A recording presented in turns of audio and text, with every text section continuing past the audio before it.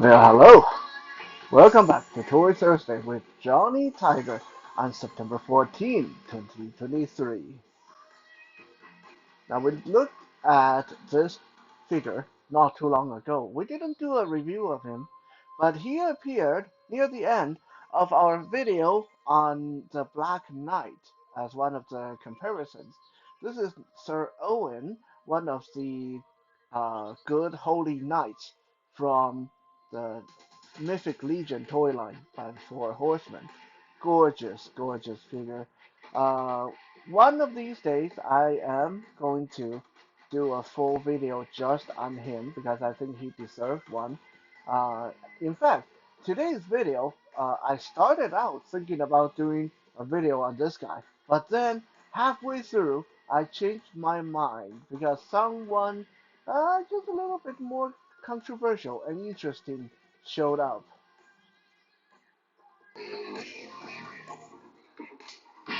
Serwin still get to open our video for us, so that's good. Because he is a good-looking action figure. And why do we have Saro and the Holy Knight opening the video today? Because today we're celebrating the exaltation of the Holy Cross, aka the Holy Cross Day. Now, not being religious myself, I only know about this when I was researching what's special about today. And apparently, this has been celebrated by the Catholic Church uh, ever since the 7th century.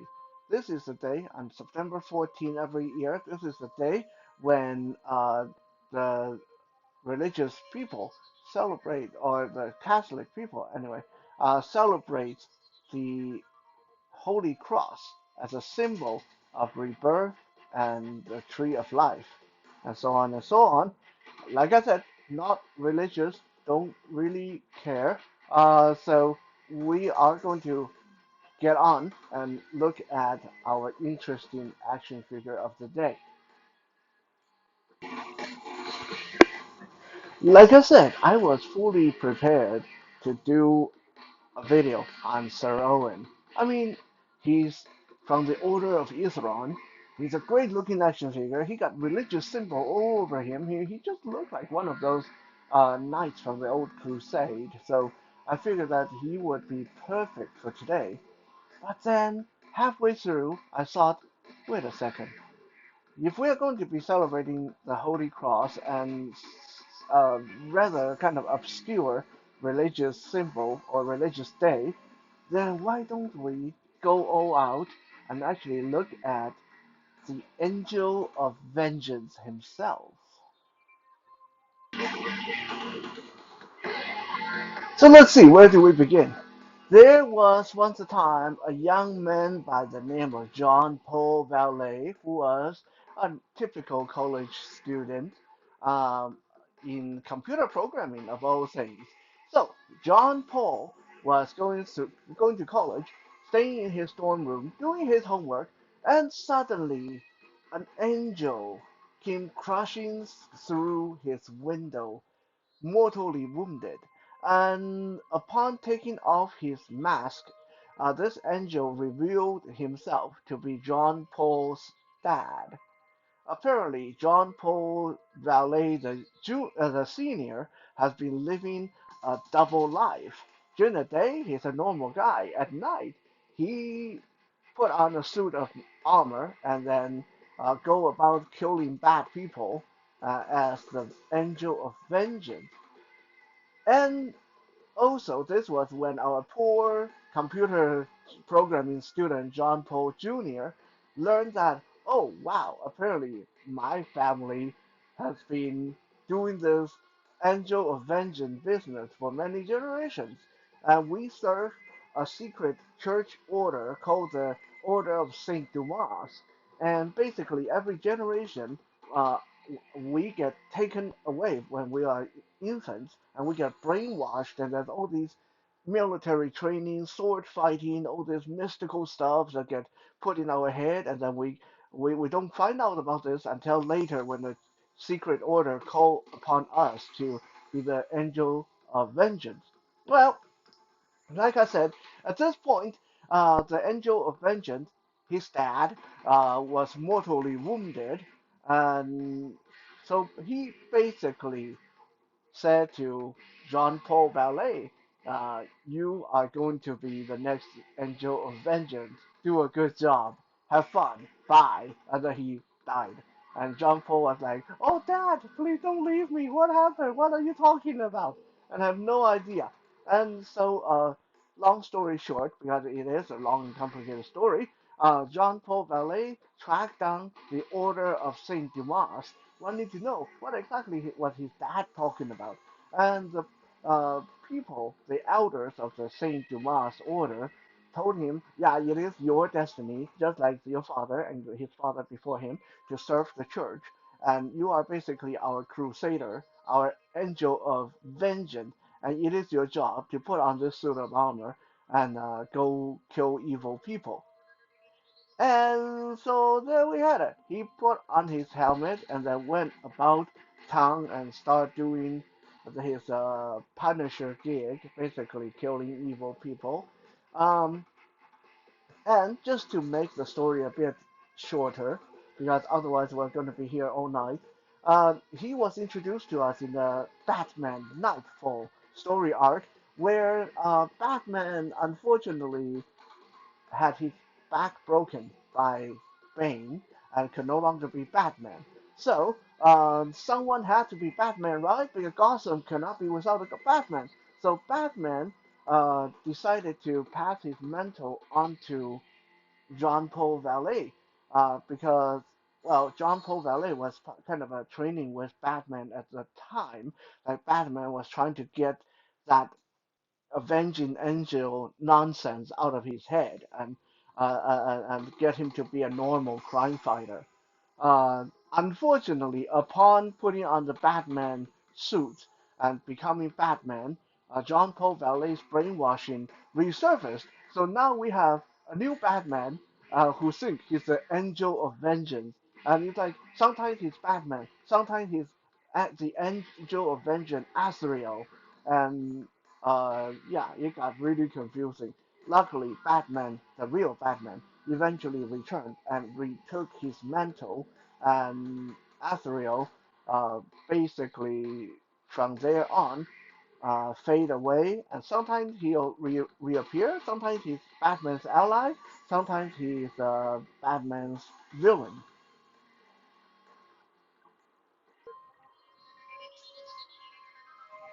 Now, this particular version of Azrael we'll be looking at today is actually from a side story arc called Batman: The Curse of the White Knight. In this alternate reality, Jean Paul Valet uh, is actually a retired military veteran who's working as a janitor in a local church. And then he was tricked by the Joker and brainwashed to think that he is the angel of vengeance, Azrael, and it's his job to take over Gotham City and rid Gotham City of all the filth and evil that was plaguing it. And one of his earlier, most atrocious acts as the Angel of Vengeance was he went to the Arkham Asylum and murdered pretty much everyone there because he believed everyone there was sinners and bad people and deserved to die.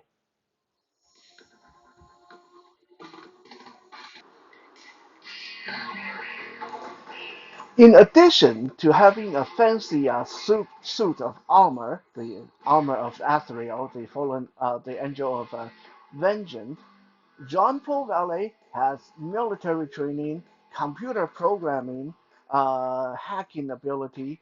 Uh, he is a top of the line athlete, hand to hand fighter. A lot of these were programmed into him when he was a child by the Order of St. Dumas as part of his brainwashing to become the Angel of Vengeance. However, he is much more than the previous Azrael, the previous Angel of Vengeance, because he doesn't just rely on the church's programming. He also have his own knowledge from how to hack into computers, how to work technology, how modern stuff work. And in addition to that, he has all the training he got from Batman and Robin.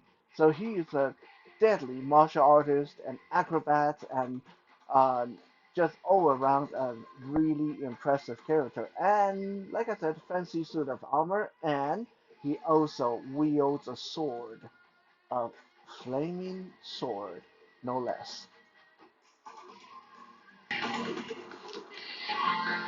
This action figure is one of the figures made by Todd McFarlane when he first took over the DC uh, superhero toy line, and it's a gorgeous figure.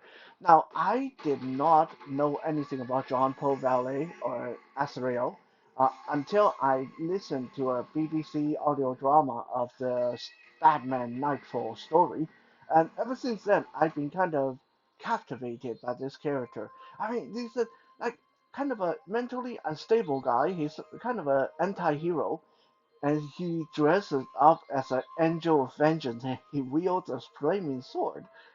How cool is that? I mean, yeah, the character is a bit crazy and unstable, but to me, that just adds to the charm of this unpredictable and sometimes sympathetic character.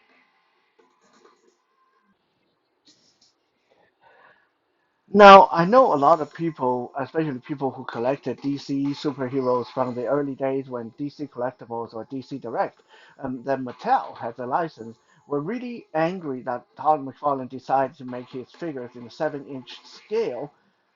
Yeah, I mean, I am a little bit too, and we'll talk about that a little bit near the end. Um, but as figures go, especially this guy was $19. This is really well made. He's like really big and bulky, over 7 inches tall, and he has articulation. I mean, come on, Todd McFarlane making articulated action figure. This is something to be celebrated. This guy has, I mean, I wouldn't say he's as amazing as Marvel Legends or a lot of Hasbro stuff or figure arts or those Japanese import. No, but to be fair, 22 points of articulation. He can get into some really cool poses, and just look how he can do a one-legged stance like this and hold a pose. This is good balance, good execution of articulation in an action figure, especially one that's this bulky. I mean, you want him to do roundhouse kick, front kick, any kind of kick, he can do it. And this is pretty cool for a big, bulky, armored figure. And the construction of this guy is pretty impressive too. Everything's nice and tight, very sturdy, and I just simply love the way his angel's wings or cape is constructed on his back. This looks so cool. Rather than just a one-piece immobile piece of plastic, his cape or wings are constructed with these struts that rises from his shoulder armor. So there's three of these support on each shoulder, and then there's this soft rubber piece that's attached to each strut, forming six soft strands on his back, and they're really pliable. They're really soft, like they almost feel leathery. They almost feel like they're leather, but they're not. They're just rubber.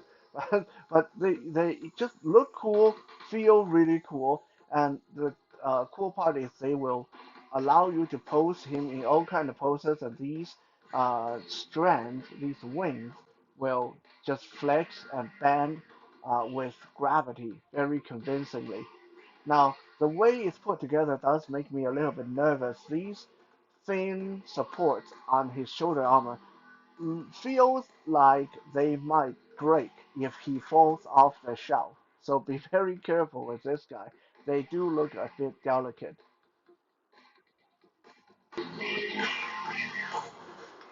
His outfit is primarily red and gold with an undersuit, and then on top of the undersuit, there are big plated armors around his shoulder, his arm. His legs are weirdly enough not really protected. So I don't know. He feels that he can take more punishment on his legs or something. But it is a really cool design. And if you look closely, there are little religious icons on his armor denoting him as an angel of vengeance or an assassin of the church.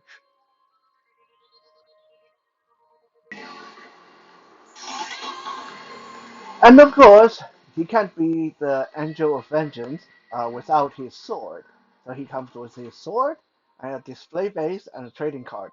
Now, the trading card and display base basically come with every DC superhero figure that McFarlane makes, so they're not very interesting. So we'll just glance past them. The sword look pretty much like a generic Knight Templar sword, which looks like a big giant crucifix. It's a long sword that shaped kind of like a crucifix. Very traditional. Yeah.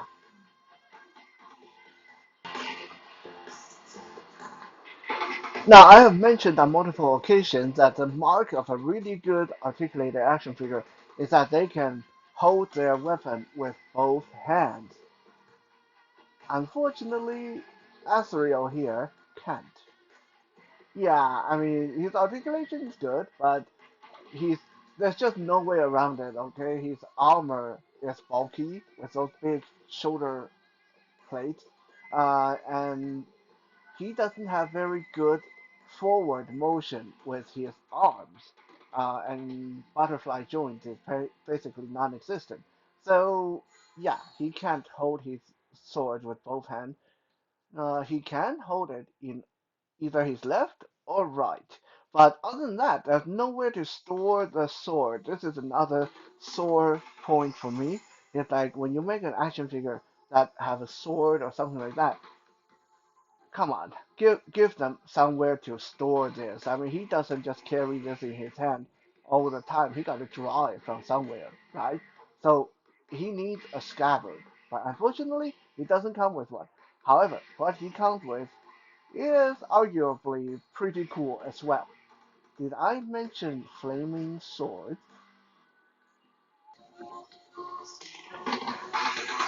To replicate the flaming sword of the Angel of Vengeance, Todd McFarlane gave us this really cool flaming effect that you can slit onto the blade of his sword.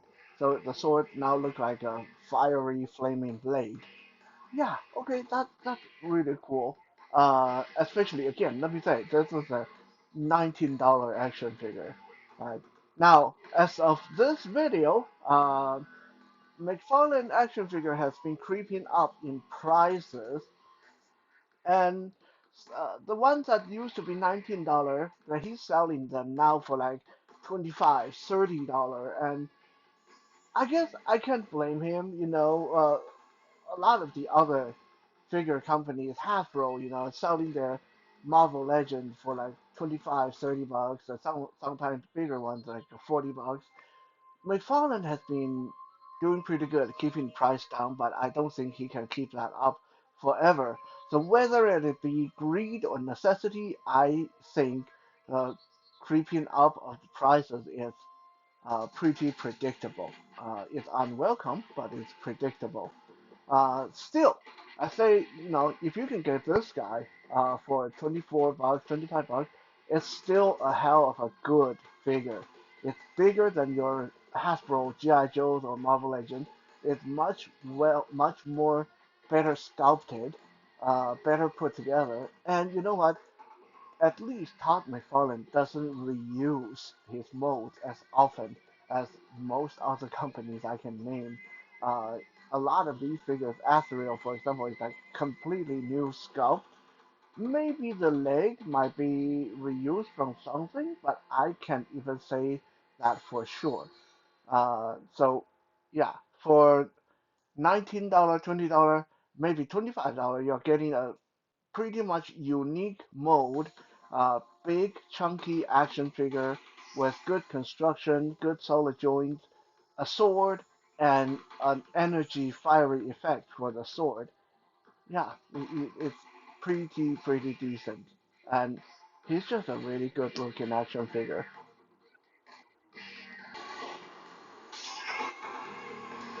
Now it is time for our figure size comparison, and it is time to talk about uh, what annoys collectors so much about these McFarlane DC action figures.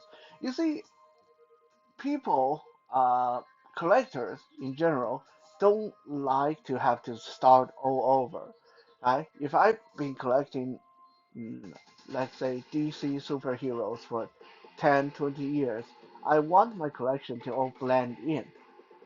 Which means if I've been collecting DC collectibles or Mattel, DC superheroes, DC Universe, I want those to continue to look good on the shelf. However, when McFarlane took over the DC license, he decided, okay, we are going to make them bigger than everything that came before. We're going to make them 7 inches. Yeah, okay, that sucks. Because if you have already started a really healthy DC superhero collection, now the new stuff don't fit in with anything. Uh, and they don't even fit in when you want to have your DC superheroes fight your Marvel superheroes. Take a look at how big a size difference there is between Azrael and Captain America.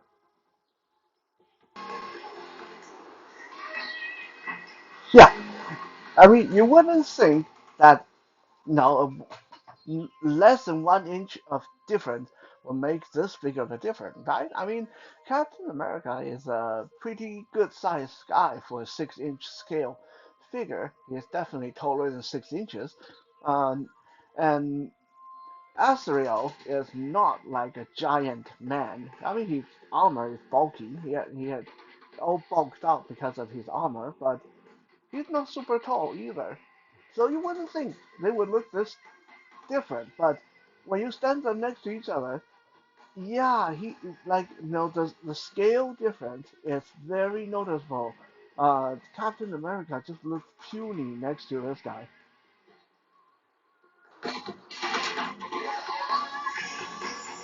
Even against a Mythic Legion figure like Sir Owen here, who is considered pretty large and closer to the 7 inch scale, Azrael still managed to look huge. So yeah, I mean even with someone this size, Azrael still look way too big. Again, I mean remember this is a college kid. This is a yeah. Well, okay, let's take the White Knight version. He's a retired military veteran, so maybe he has some more meat on him. But no, this is a normal dude wearing a fancy suit of ethereal armor. So he shouldn't be this big if you want him to blend in. But because McFarlane chose to do the 7 inch scale rather than 6 inch scale, his figures just don't really play nice with hardly anyone else. Looks like if we want to dwarf Azrael, we need to really bring in the big gun. So let's bring in a real angel.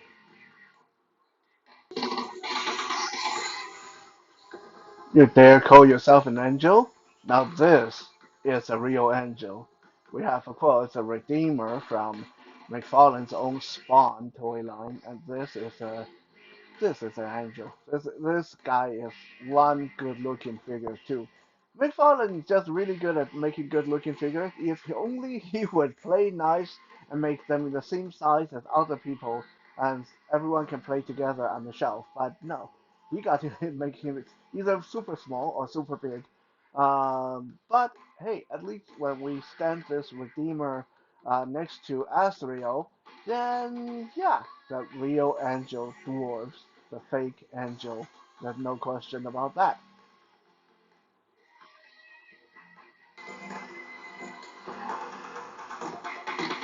It is very unusual for us to end the video with a figure different from the one that we've been talking about for the entire video, but this Redeemer angelic warrior figure is just so cool. I think, you know, I want to end the video, leave you guys the image of this guy. Take a look at this guy. It's such a good action figure. Cool looking angel. Even though I'm not religious, I love angelic action figures. I love demonic action figures. You know, you got to have your angels, you got to have your demons, so they can battle it out on your shelf. So, this is it for our feature for Holy Cross Day. Hope you guys had fun, and maybe one day we will get a chance to talk about this angelic warrior as well. Have a good night.